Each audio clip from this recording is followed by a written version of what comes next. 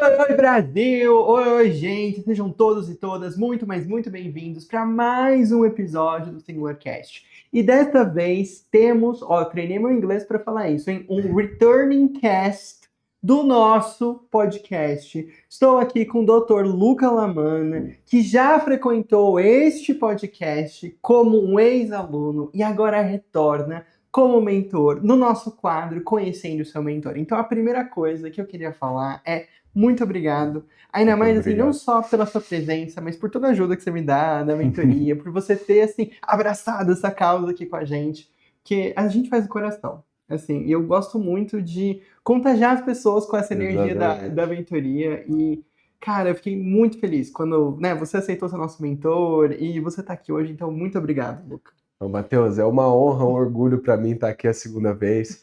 Você sabe, assim, quanto a mentoria para mim é significante na minha vida, seja como mentorado, que foi crucial na minha aprovação, quanto agora como profissional. Realmente é algo que me dá muito prazer, é algo que me deixa muito feliz, poder ajudar as pessoas a passarem pelo que eu passei.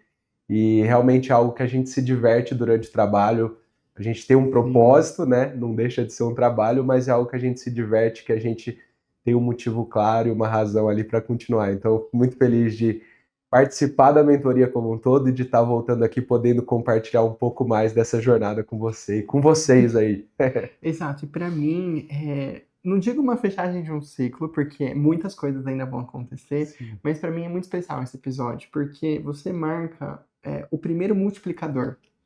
Então, logo mais, se Deus quiser, você vai ter um mentor, um mentorado que vai ser aprovado, e quem sabe vira um mentor. E daí a Sim, gente vai começar a passar isso, e assim, para mim, passagem de fantástico. bastão. Então, agora chega de saudosismo, né, Cavarzão? Eu já tô assim, né, indo para esse lado. Vamos conhecer o Luca, Vamos lá. tá? Então, Luca, conta pra gente a sua idade, aonde que você se formou, quando você se formou, quando você entrou na residência. Então vamos lá, só fazer um remember aí da minha trajetória, né? Eu sou do interior de São Paulo, minha família mora em Barreto e eu me formei na USP de Ribeirão Preto. Eu me formei em 2022, fiquei na faculdade de 2017 a 2022.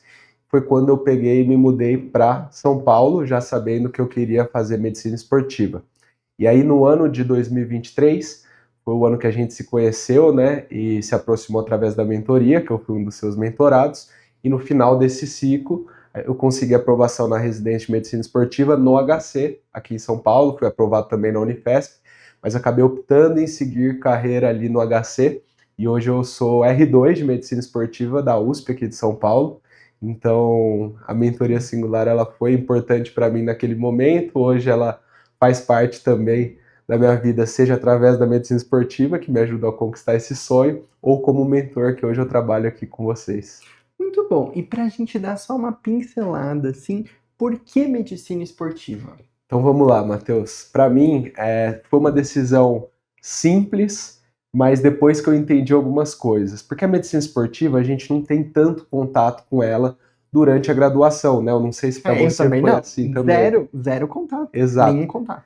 É uma especialidade nova, né? As primeiras residências, que foi justamente o HC aqui em São Paulo e a Unifesp, surgiram em 2007.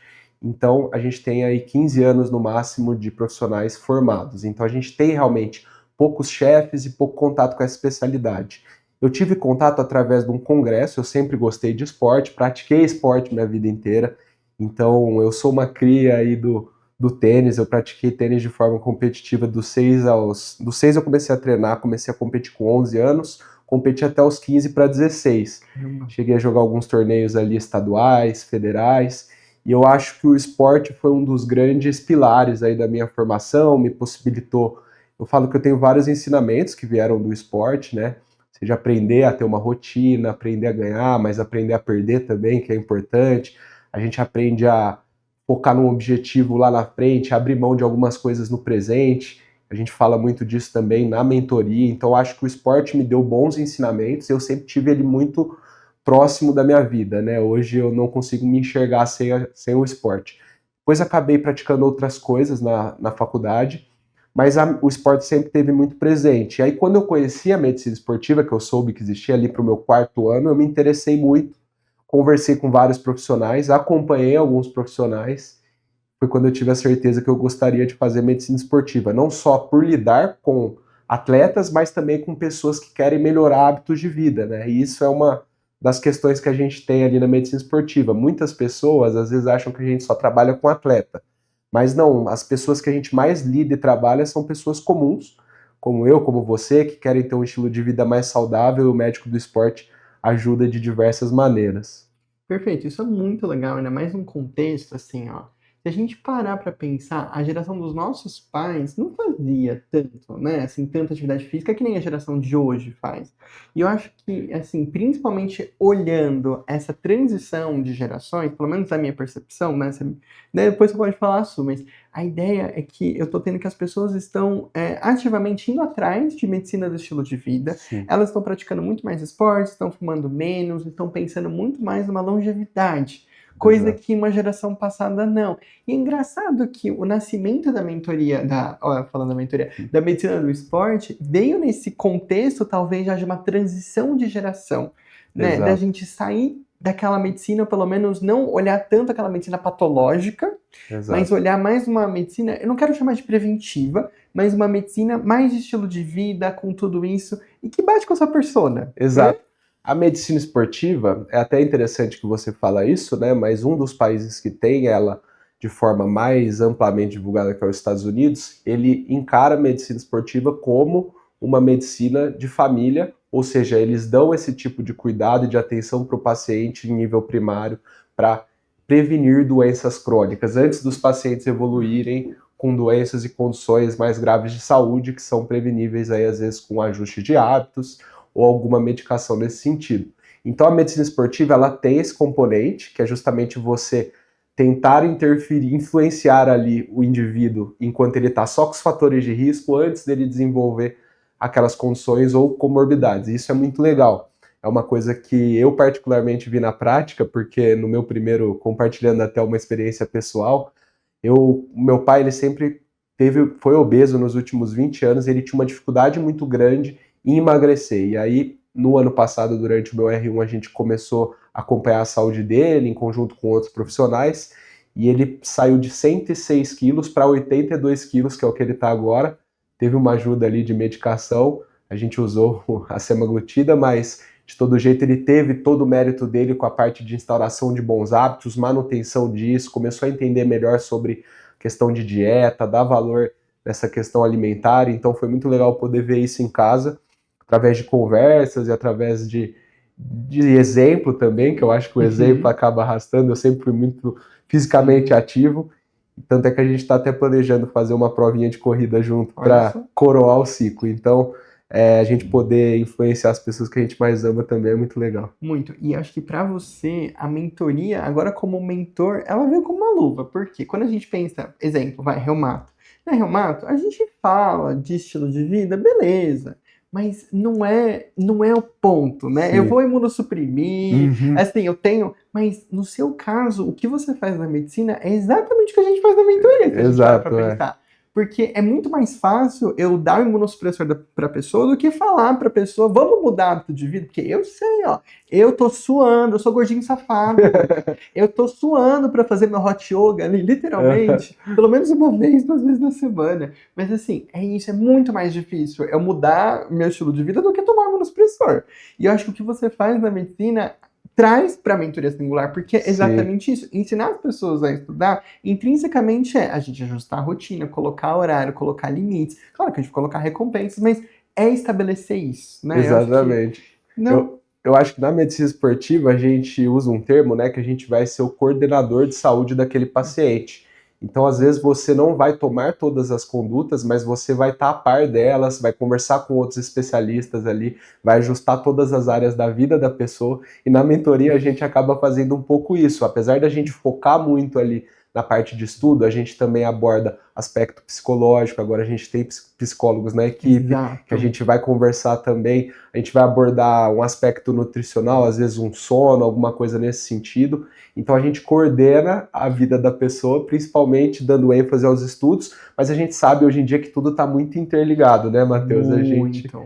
A gente sabe como nós temos casos aí de alunos que acabam saindo um pouco do eixo por outras questões extra-estudo, e como isso reflete e impacta no ciclo. Ou o contrário também, como quando um mentorado ou um aluno ele tem uma vida muito bem encaixada em outros aspectos, como isso reflete positivamente ali no resultado, né? Exato, porque a vida ela é multifacetada e assim, quando a gente fala de um sucesso, e aqui eu já divagando um pouco, mas quando a gente fala de sucesso de um ano de estudos, a gente não pode interpretar como um sucesso binário, né? 1, aprovação, sucesso Sim, total, 0, fracasso total, reprovação. Não, a gente é um espectro. E eu acho que o sucesso de um ano bom de estudo é o crescimento.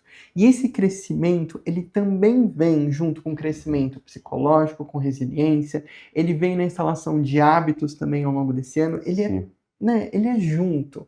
É uma coisa exatamente. junta. E acho que essa vibe medicina esportiva, ela vem assim, muito bom, né? Exatamente. E eu posso até compartilhar uma experiência pessoal nesse sentido, porque no meu primeiro ano que eu prestei prova, eu não fui aprovado, que foi o final do meu sexto ano, em 2022. Eu até cheguei a ir bem em algumas provas, o que eu considero bem, mas não fui aprovado. Em 2023 foi um ano que eu estava praticamente só trabalhando e estudando, já tinha Uhum, finalizado o internato, me mudei para São Paulo, você lembra que eu uhum. subi meu custo de vida, então essa questão a gente até discutiu, que eu precisaria assumir ali algumas Tinha conta pra pagar, né? responsabilidades a mais, mas eu acho que foi muito bom para mim. Eu entrei na residência, óbvio que a gente fala isso agora olhando para trás, fica um pouco mais fácil de falar. Se eu tivesse entrado direto, eu não teria negado a vaga, tá, pessoal? Teria feito. Mas olhando agora com os olhos do presente e o passado, eu acho que foi bom para mim entrar um pouco mais maduro. Eu acho que as coisas acontecem no tempo que elas têm que acontecer e do jeito que tem que acontecer. Então, evidentemente que se eu tivesse entrado em 22, eu estaria no R3, provavelmente hoje, mas eu acho que eu não teria visto a residência com os mesmos olhos que eu tive.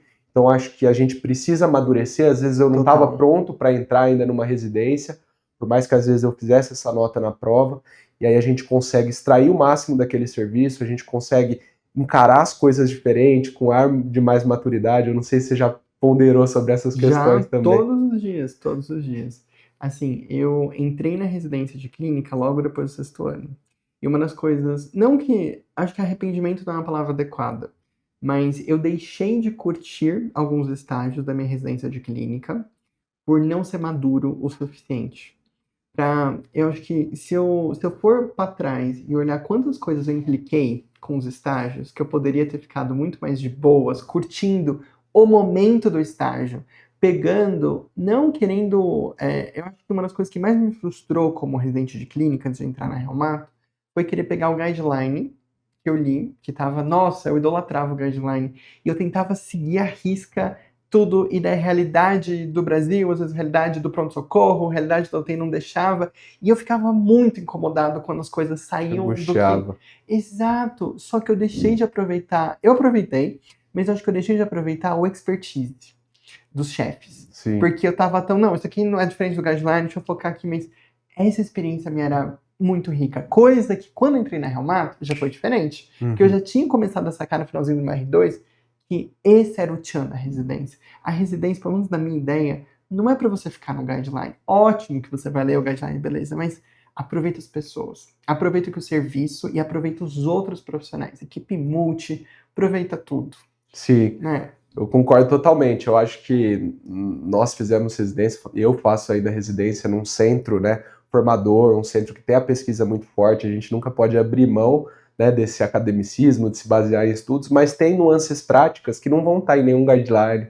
E ali tem pessoas que já se expuseram a situações que a gente ainda vai se expor e podem te dar alguns conselhos práticos, tanto de vida quanto da própria especialidade, que às vezes a gente vai economizar tempo e dor de cabeça se a gente ouvir, né? E isso é legal da residência, eu acho, justamente essa troca de conhecimento com pessoas com níveis diferentes, né? E essas questões práticas. A gente tem um cenário muito rico que a gente pode utilizar de várias formas, além só de aprender essa parte teórica, né? Perfeito. Então, puxando já esse gancho para preparação residência.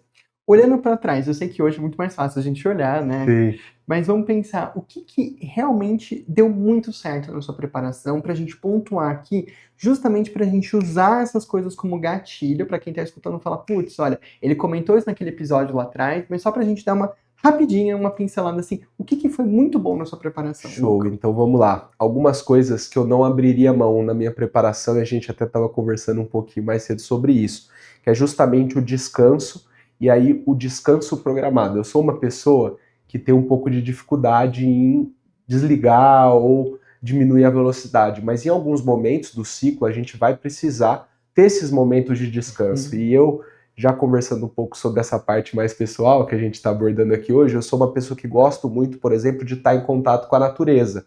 Então tem alguns momentos do ano que eu gosto de ou ir para um lugar mais bucólico, um sítio, alguma coisa assim próxima lá no interior, ou uma região de serra, você fazer uma trilha. Eu acho que isso faz bem para a minha pessoa, e a gente que mora em São Paulo às vezes sente necessidade desse contato mais próximo com a natureza.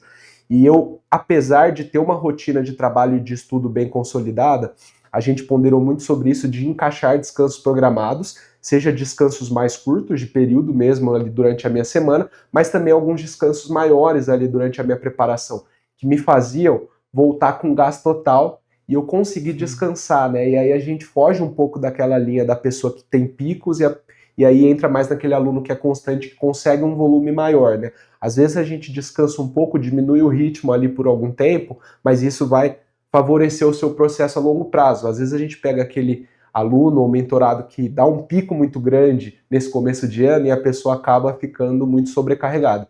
Então um ponto seria esse. Eu acho que descanso tem que ser algo que tem que ter na rotina da pessoa. Pode ser mais, pode ser menos, a gente tem que adequar a realidade de cada um, a gente sabe como que a mentoria é individualizada e avalia todas as variáveis, mas eu acho que esse é um ponto importantíssimo.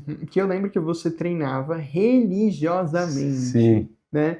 E isso é extremamente legal da gente pontuar, porque tem muitos alunos que vêm pra gente com aquela ideia de estudar brutão, né? Estudar bruto, assim, já que eu não tô trabalhando hoje, então eu vou estudar o dia todo. Mas Sim. tá muito errado, porque a gente não dá pra render tudo isso.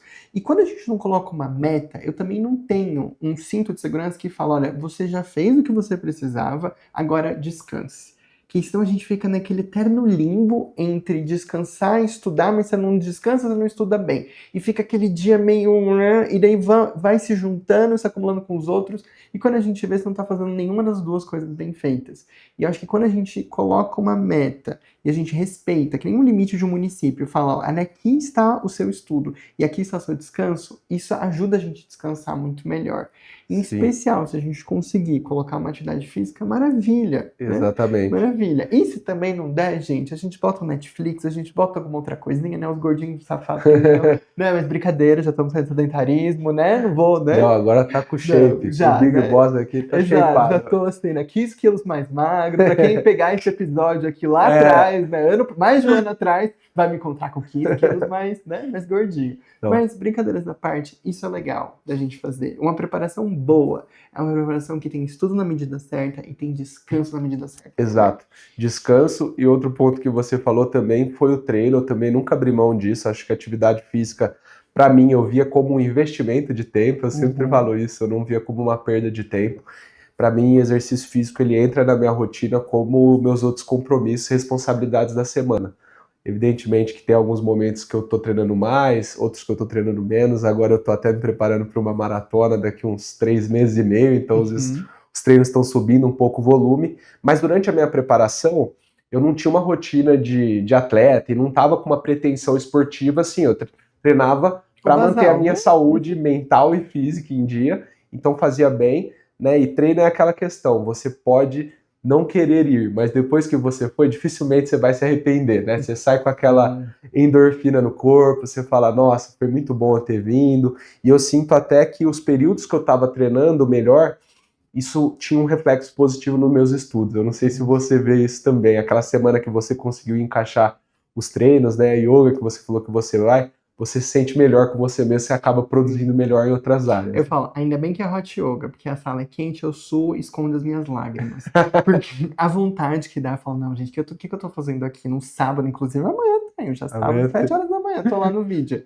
E assim, eu vou xingando, mas depois que eu saio, eu falo, ai, foi bom, né? Então vamos marcar a próxima. Aproveita essa embala e já marca a próxima, porque senão a gente desiste. A Duda, minha noiva, que tá até aí nos bastidores, ela gosta muito de fazer hot yoga, ela faz lá no vídeo. Esporadicamente já me convidou, eu tô devendo uma ida para ela.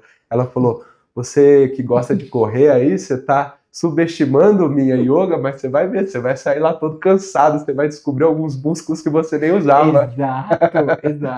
Exato. E assim, quando a gente pensa em analisar hábito, muitas pessoas têm atividade física como hábito central. Sim, Então, se eu sou uma dessas pessoas que tem atividade física como hábito central, o que é um hábito central? É um hábito como se fosse um esqueleto que sustenta todos os outros hábitos da sua vida.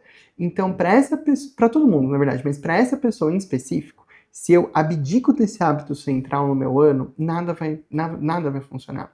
Pessoa que vai ficar frustrada, não vai conseguir estudar, é uma pessoa que provavelmente vai ter, os relacionamentos da vida vão cair também, é uma pessoa que não vai ter, é como se não funcionasse sem uma bússola, você não sim. tem aquele hábito central. Para mim, durante a minha preparação, meu hábito central era fazer flashcard. Se eu não começasse meu dia com flashcard, nada no meu dia fazia sentido. Parecia que eu tinha acordado do lado esquerdo da cama, por assim dizer. Isso é o hábito central. Então, quando a gente desenvolve um hábito central, fica muito mais fácil que todas as outras coisas se encaixem. Exato, você ancora os outros hábitos nesse, né? Você sabe que quando você está se mantendo ali focado em fazendo esse hábito, as outras coisas vão surgindo. Exato. Isso até trazendo uma reflexão do próprio esporte, né? Tem alguns atletas que eles têm alguns tiques e algumas particularidades durante o jogo. Não sei se você é um grande entusiasta do tênis, mas você vai conhecer o Rafael Nadal, que é um tenista espanhol, foi um do mundo, e ele deixa as garrafinhas dele sempre na mesma posição da quadra, ele faz alguns gestos que são típicos ali entre os pontos, e aí já perguntaram para ele, por que você faz isso? Ele falou, eu faço isso porque é um hábito, e quando eu tô fazendo isso, eu me mantenho concentrado nos outros aspectos do meu jogo. Então acho que é importante a gente ter alguns comportamentos que para nós são Centrais. inquestionáveis e são centrais, e a gente vai se manter fiéis a eles ali fazendo, de preferência um comportamento que traga não desfechos fumar, positivos, né? Exato, mas eu acho isso interessante na nossa rotina.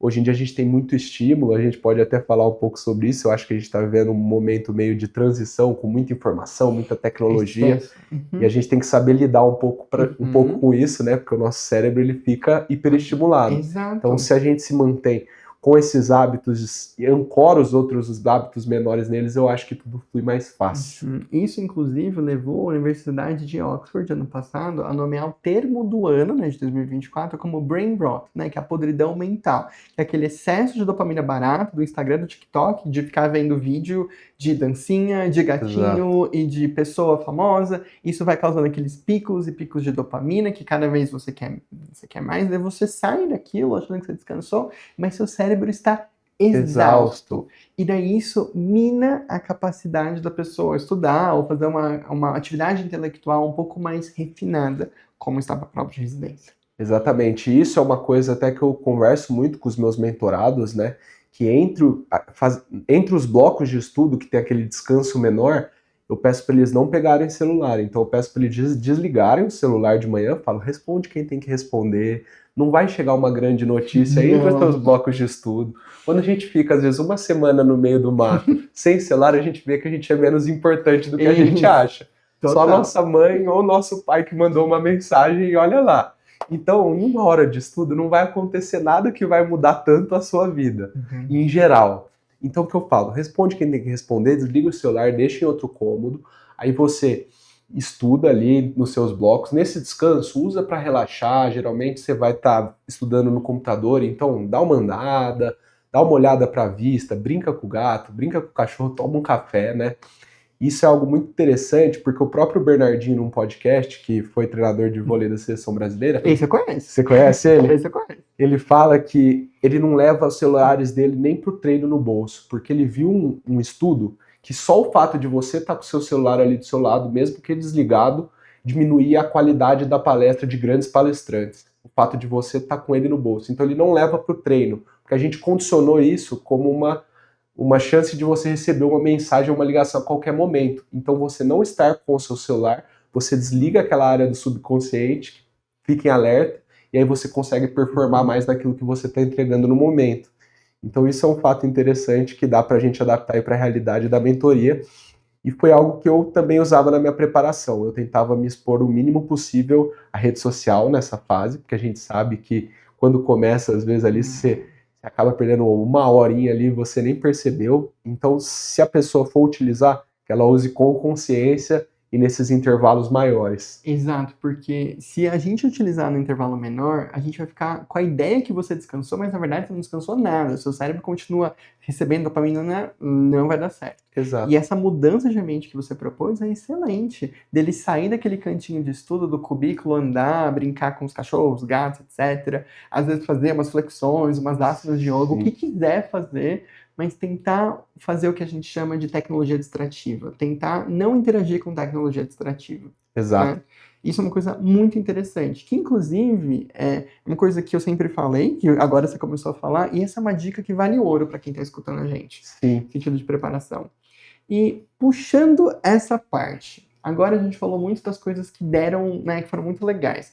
Mas agora que você está mais maduro, já está, né, no R2, o que você olha para trás e fala, cara, talvez eu tivesse ter, né, talvez eu deveria ter feito diferente. Não, assim, deu certo, beleza, mas olhando agora com outros olhares, assim, e ainda mais atendendo os alunos, o que você olha da sua trajetória e fala, putz, tem alguma coisinha que você mudaria, Luca? Tem algumas coisas, eu acho que é sempre bom a gente compartilhar, até para as pessoas que estão vindo aí poderem ponderar sobre isso e ver se faz sentido para elas também. Mas os flashcards, quando a gente conversou, né, a gente já conversou ali no meio do meu ciclo de estudos de 2023, e aí eu implementei flashcards até por conta de você, que é um grande entusiasta do Anki, e aprendi a usar. Isso seria algo que eu teria inserido na minha rotina de forma mais precoce, se eu soubesse, se eu tivesse tido contato com essa ferramenta. Eu já tinha ouvido alguns amigos falar sobre, mas eu não tinha tanto conhecimento. Para mim, flashcard era aquele flashcard que você consumia pronto e não criava flashcard sobre os seus próprios erros e sobre aquelas suas fraquezas e pontos a melhorar. E esse estudo, para mim, quando eu comecei a fazer, ele funcionou muito bem, porque ele era muito específico para aquelas demandas que eu tinha, inclusive usei depois para a segunda fase, utilizando imagens e tal, algumas coisas que eu tinha dificuldade, e acho que foi fundamental. Então, flashcard é algo que eu faria antes. Eu fiz bastante questão na minha preparação, e foi algo positivo. Eu considero uma quantidade de questões grande um bom preditor de sucesso, mas um outro ponto que eu teria me atentado mais seria como corrigir essas questões. Perfeito. Então, eu focava muito em número, tá? Principalmente antes da gente se encontrar ali, né, na mentoria, eu focava muito em entregar um grande número de questões e até corrigia elas, mas eu corrigia daquele modo dinâmico, lendo, tal, às vezes não criava nenhum mecanismo de revisão daquele conceito e acabava decorando a questão, mas quando era cobrada às vezes uma nuance que tangenciava aquela, eu não sabia. E aí a gente conversa muito sobre isso na mentoria, né, sobre correção crítica, como extrair o máximo ali de cada questão, baseado no teu grau de conhecimento sobre o tema. Isso seria algo que eu teria implementado. Talvez eu teria feito um pouco menos de questões, tá? Posso até compartilhar minha métrica aí.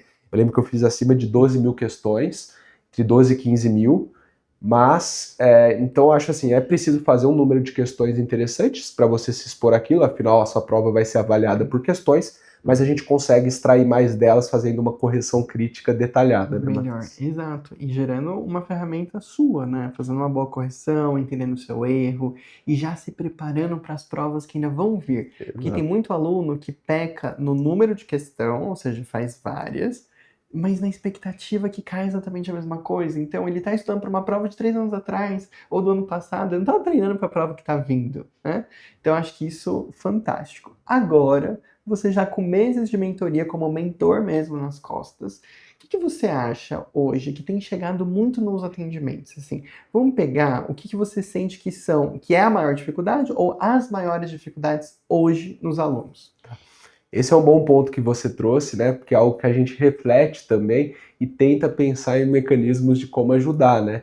E uma coisa que eu tenho pegado bastante nos meus mentorados é justamente essa rotina desorganizada. Então, tem muitos mentorados meus que já são formados, já são médicos, eles acabam pegando um número grande de plantões para se manter, acabam tendo compromisso de horas ali com plantões e tal, e a gente precisa se esforçar muito para conseguir encaixar uma liquidez semanal interessante.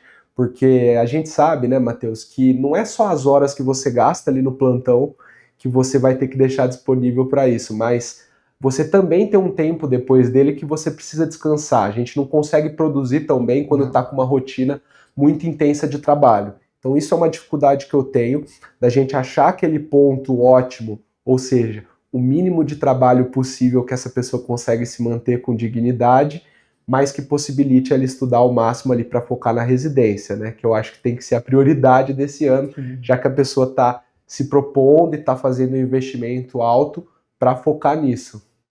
E acho que se a gente não coloca a residência como centro, não digo da galáxia, mas pelo menos o centro do sistema solar agora, as coisas não andam.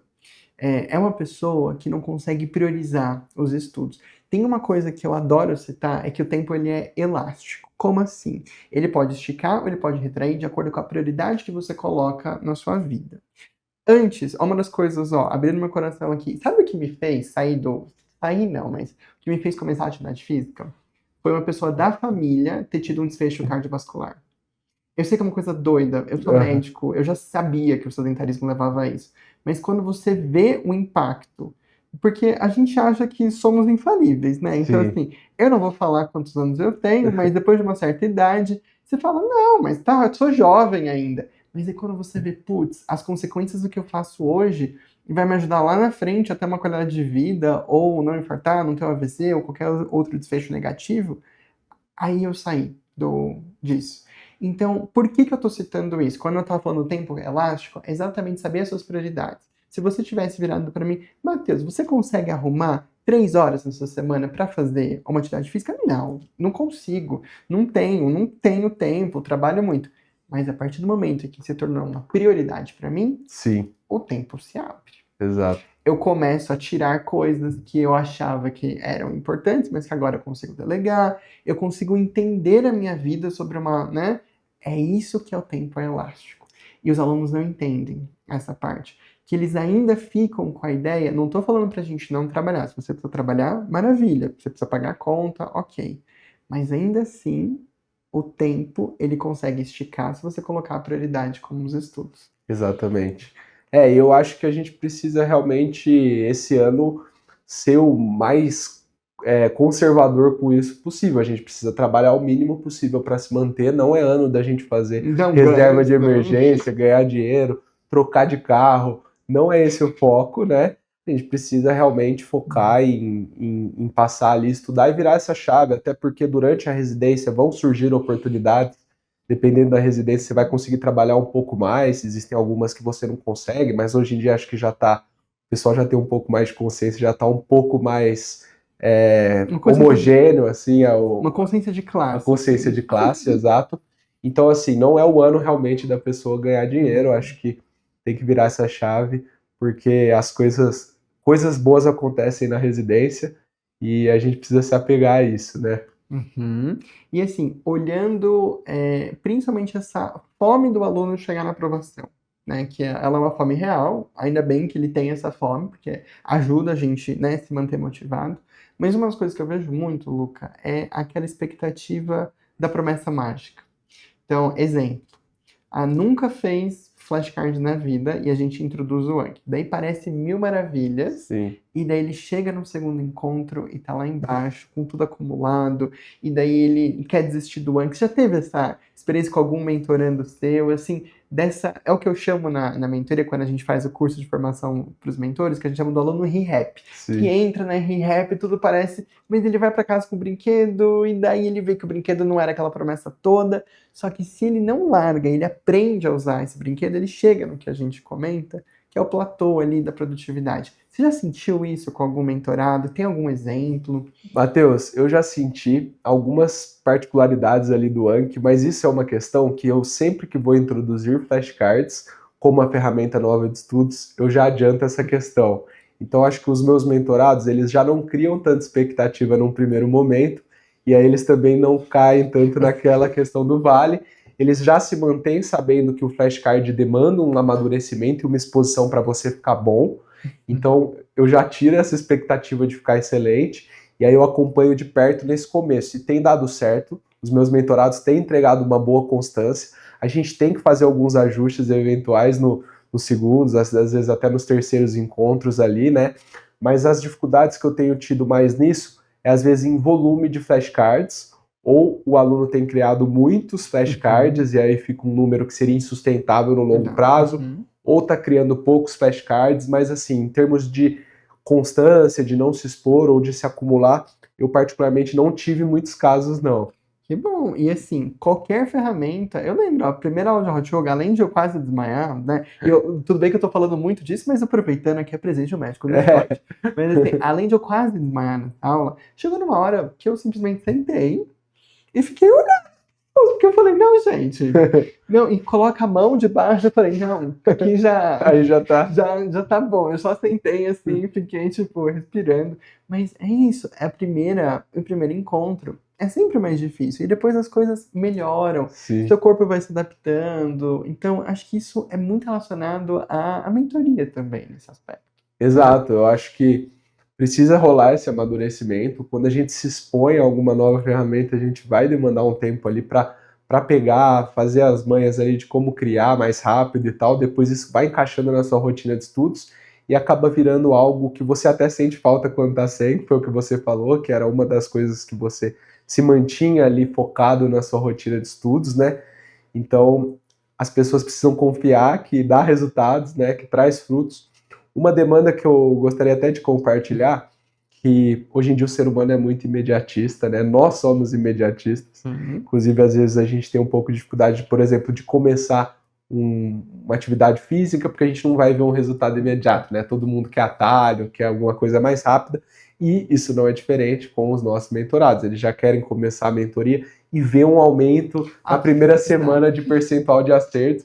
E às vezes o que eu tenho que explicar é que a gente vai implementar uma rotina, que a gente vai introduzir novas ferramentas de estudo que num primeiro momento não vão aumentar o percentual de acertos dele de forma exponencial nesse começo, mas a gente precisa acreditar no processo, se manter fiel àquilo e colher os frutos em breve. Óbvio que a gente não pode dissociar as duas coisas, a gente também precisa focar em percentual de acertos, a gente precisa focar, ter um número, uma meta, mas isso não pode ser o primeiro motivo para a gente se manter motivado, porque a gente sabe que demora um pouco mais para vir, né? Demora, ainda mais que quando a gente pensa, isso é bem da mentoria também, quem está assistindo for nosso aluno, é uma das primeiras aulas, que é a história natural do aluno aprovado.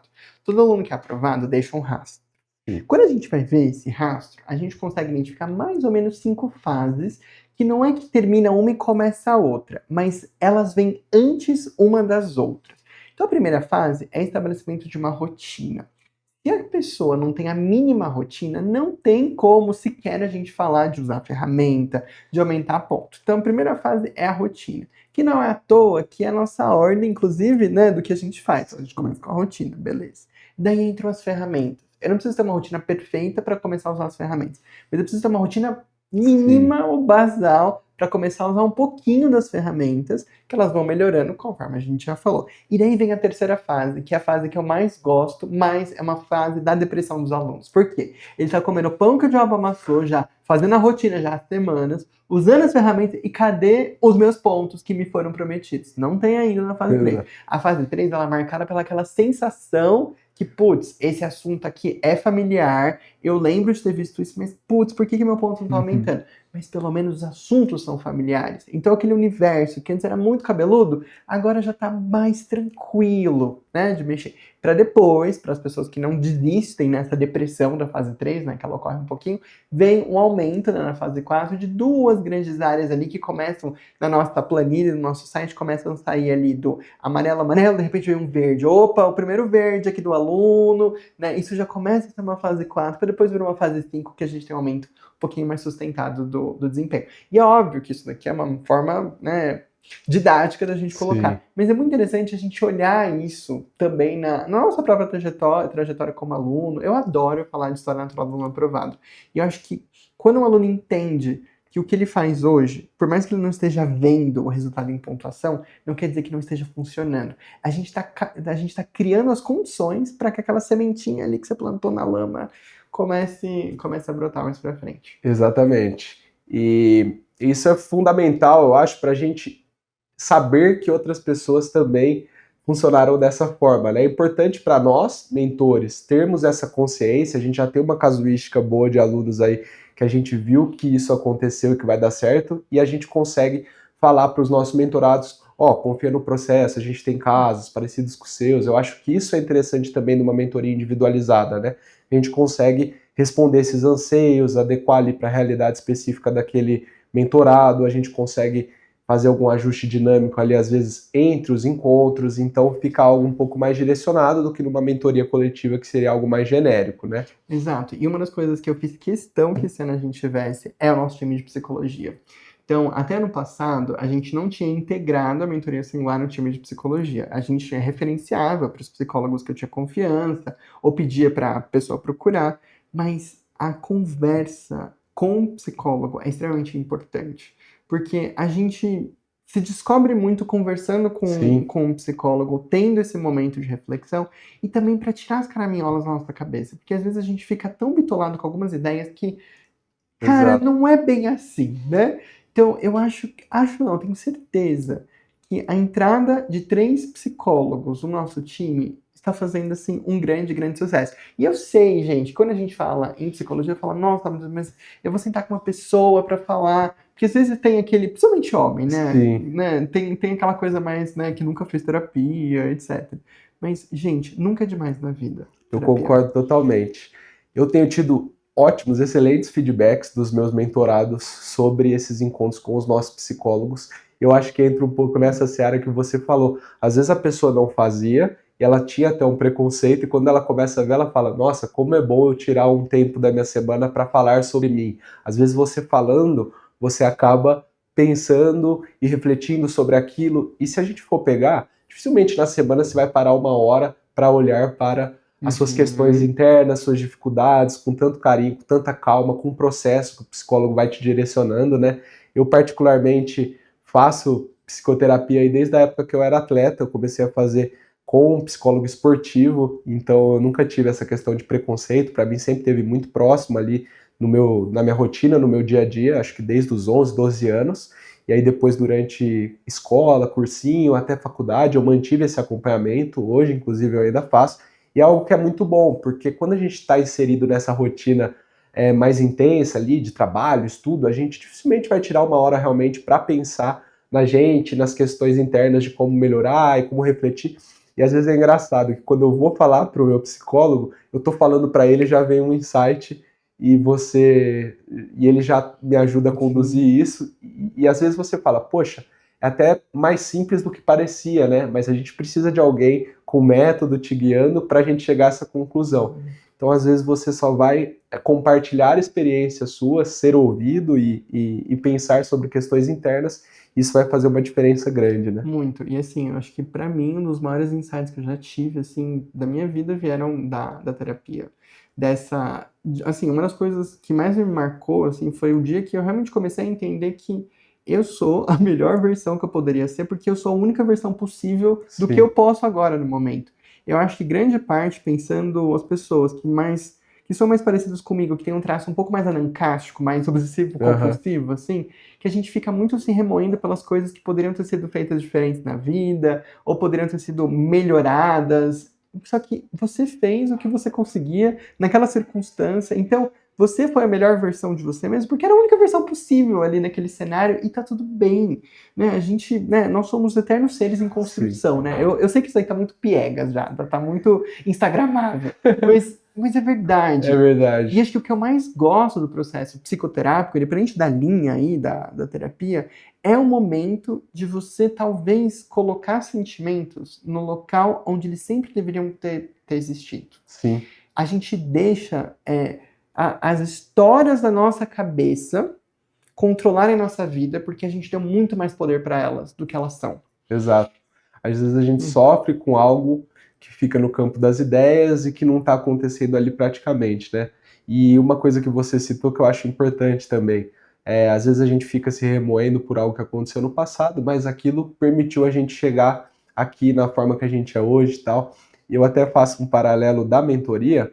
Eu estava até conversando com a minha noiva esses dias e eu falei, pô, se eu tivesse sido aprovado direto do meu sexto ano, eu não teria conhecido o Matheus, provavelmente, porque a gente se conheceu ali em 2023, que Uhum. foi o ano que eu não tinha passado e me preparei de novo para a residência, e eu provavelmente não trabalharia na mentoria singular, eu estaria ali fazendo residência, às vezes em outro lugar. No HC hoje eu sou muito feliz e trabalho na mentoria singular, então as coisas elas acontecem no tempo que tem que acontecer. E às vezes a gente pensa, pô, mas se tivesse acontecido diferente, você seria outra pessoa, não daria pra gente julgar, a gente não sabe se estaria aqui da mesma forma, então assim, é complexo isso, mas é algo que eu também deixei de sofrer depois de um tempo. Não, perfeito, perfeito. Assim, a gente. É muito fácil olhar para trás e falar, eu deveria ter feito tal coisa, mas calma, naquele cenário era o que dava para fazer.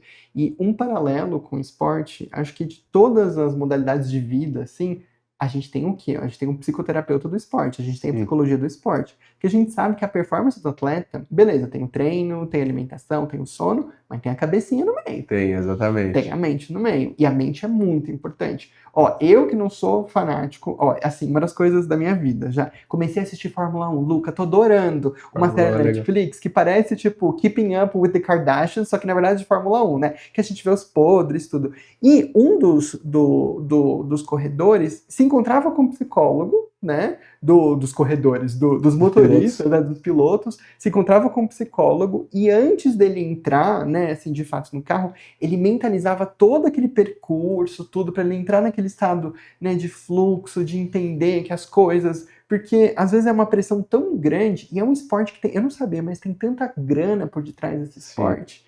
E de estar ali com toda aquela pressão, o cara pode pirar na batatinha se não tiver a cabeça no lugar certo. E eu acho muito engraçado, porque a gente aceita tanto, né, essas intervenções para desempenho no esporte, mas por que na mentoria, né?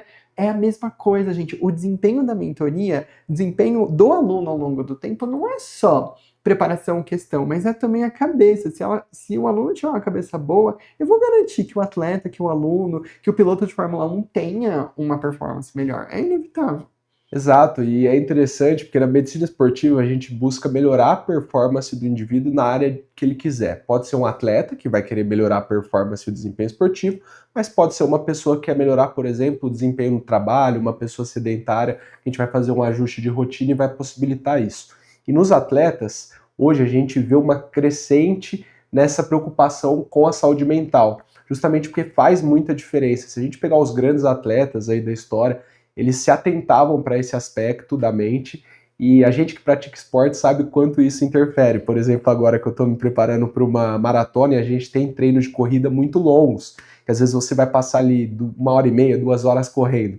E a nossa cabeça, ela funciona, às vezes joga contra. Às vezes, a maior parte das vezes. A maior parte das vezes joga contra. Às vezes ela quer que você pare de fazer o exercício e você precisa treinar sua mente para suportar aquele esforço. Então você também precisa se preparar, sua mente também é treinável nesse sentido. A gente começa a mentalizar coisas positivas, imaginar onde você quer chegar. Então tem todo um processo por trás e os grandes atletas fazem isso também, tem uma atenção cada vez maior aí com a saúde mental. Por exemplo, eu estava vendo uma entrevista, eu gosto muito de tênis porque eu vim do tênis também, mas o João Fonseca, que é um garoto brasileiro agora, de 18 anos, que é um fenômeno em ascensão, já está entre os 60 melhores do mundo, e ele está indo muito bem. E ele dá uma ênfase muito grande para a parte de saúde mental dele. Ele fala que ele tem um psicólogo, ele medita antes dos dias de jogo, mentaliza todas as possibilidades, quando que a cabeça dele vai jogar contra, o que ele precisa pensar. Eu acho que o aluno que está se preparando para uma prova ali no final do ano, ele é um atleta também, ele acaba sendo um atleta que está treinando para uma competição-alvo no final do ano, e a gente está dando os recursos e direções para ele, a gente está fazendo um papel de treinador ali, que vai direcionando essa pessoa para os objetivos. E por que não, num mentorado que está se preparando para uma prova de residência, a gente não incluir psicólogos, né, e não começar a se atentar muito bem para esses aspectos de saúde mental. Então faz todo sentido, e eu acho que a gente vai colher excelentes frutos aí desse processo integrado. Não foi a Simone Biles, que até desistiu de uma das Olimpíadas? Assim, gente, uma atleta com todo aquele potencial que a gente viu nas Olimpíadas esse ano, né? Desistiu da última porque não estava num local bom mentalmente. Então, assim, não adianta a gente ter tudo pronto se a cabeça não vai junto. Exato. Olha quanta coisa legal a gente comentou. E assim, pra mim esse episódio foi muito bacana porque a gente uniu muito a sua persona, o Luca, começando o esporte e a mentoria. A gente fez esses vários paralelos. Isso que é legal desse quadro de Conhecendo Seu Mentor, porque eu gosto muito de aproveitar o background de cada um de vocês pra gente iluminar alguns aspectos assim da mentoria e trazer à tona aí pras pessoas que nos escutam. Então assim, pra mim foi excelente, Luca. Muito, mas muito obrigado pela sua presença aqui hoje. Então, Matheus, eu fico muito feliz aí com mais uma oportunidade de vir aqui. Para mim é uma grande honra. Você é uma pessoa que eu tenho uma estima muito grande aí por ter sido o meu mentor e agora a gente trabalha junto aí. Então é uma satisfação muito grande vir aqui, uma satisfação muito grande trabalhar com o ensino médico aqui nesse país, a gente poder guiar ali nossos mentorados para conquistarem os objetivos deles e poder passar um pouco de quem eu sou, do que realmente eu acredito. E a minha vida profissional, ela sempre foi pensada em conjunto com a minha vida pessoal. Eu não consigo ser uma pessoa diferente ali. Eu acho que a gente tem que seguir ali o que a gente recomenda também, né? Então eu não consigo desvincular isso e é legal que eu consigo trazer um pouco isso aqui no nosso episódio.